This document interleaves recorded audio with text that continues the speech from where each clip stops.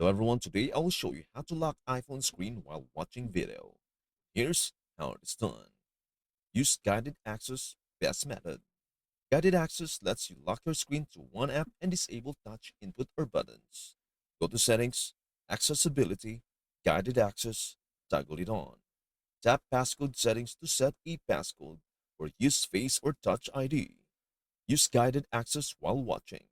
Open the video, YouTube, Safari, Netflix, etc. Triple click the side or home button. Tap start, you may need to enter your passcode.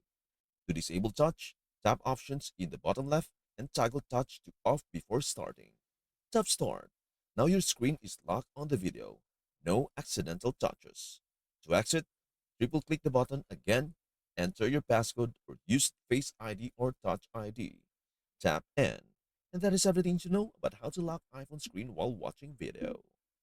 Before we end, may I humbly ask you a favor? Please do like, share, and subscribe to our channel. This means the world to us.